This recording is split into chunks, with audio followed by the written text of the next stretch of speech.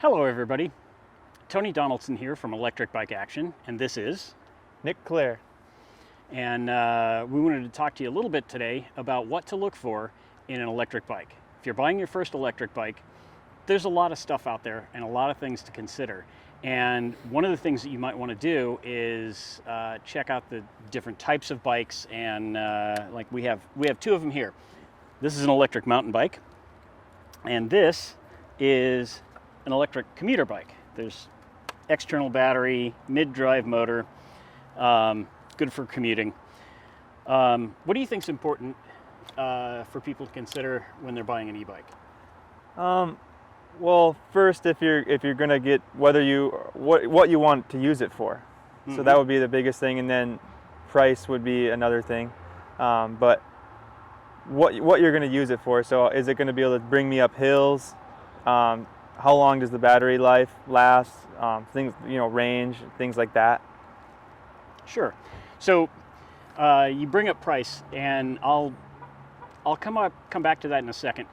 One of the things that you need to think about is where you're going to use the bike, what you're going to use it for. And if you've never had an e-bike before, you will find more ways to ride it more often than you think you will. So you'll be coloring outside the lines a little bit on that. The great thing about that is, you'll have this bike that you just love riding. And so don't be afraid to spend a little more money if you can. I know there are people that ask me all the time, as the editor of an electric bike magazine, what can I get for $1,000? And I cringe when I hear that. You can get a bike for $1,000, but you may and may not like it. And if you're not good at repairs and maintenance, you better get used to taking it to a bike shop often. But I would recommend, first of all, let's talk about the different types. So if you're going to ride to work, obviously a commuter bike would be good. But there's also a type of bike called a cargo bike. And the good thing about those is that you can put a lot of stuff on them. Some of them you can put a lot of stuff and your kids. There are people that take their kids to school every day on their way to work and carry all the kids' stuff, all their stuff, everything else, and it works great.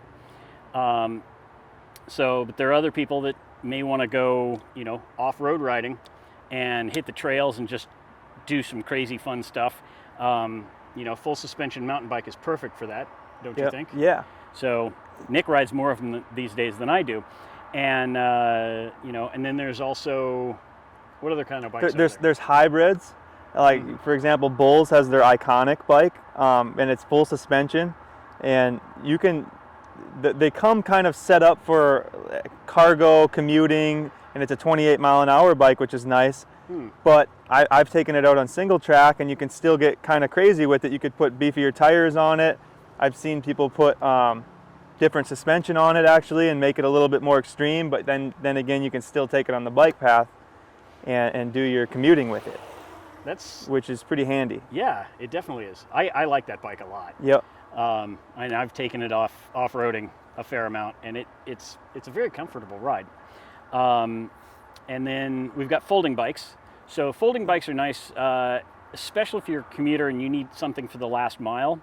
They're really good for that. You can, stow them in a very small space. Some of them are small enough to stick under your desk. You can throw it in the trunk of your car. You can fold it up or keep it out on the train or the bus. And, works well if you go RVing. You just keep them tucked away in the RV and go out and go riding so you don't have to pull a car behind you. And then there's fat bikes. Yep.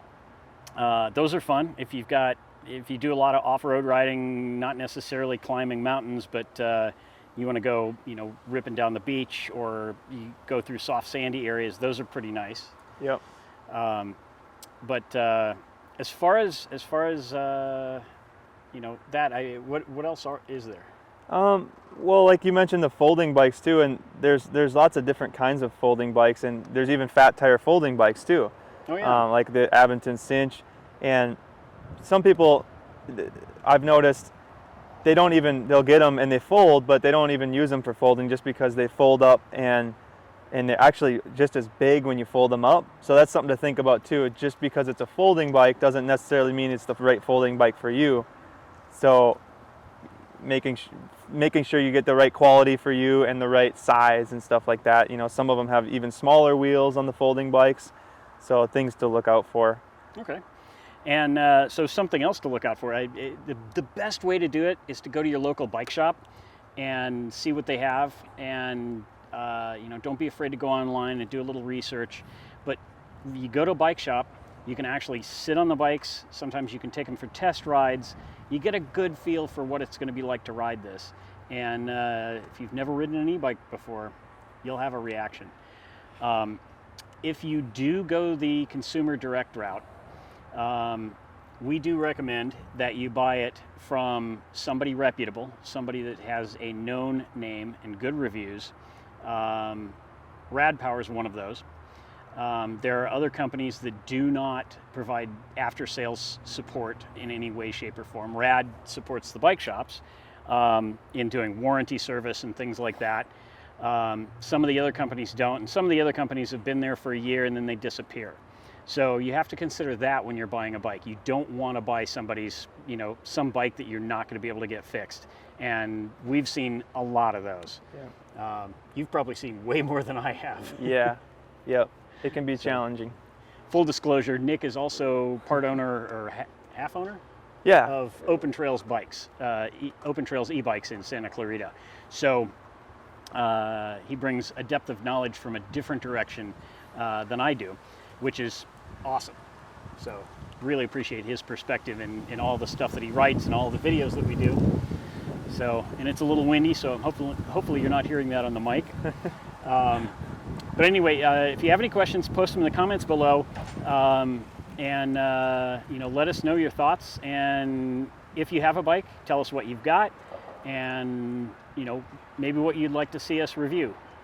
In the meantime, get out, check out the bikes. Please hit the like and the subscribe button, and maybe even the little bell if you want to see everything that we put out. And we will see you in the next one.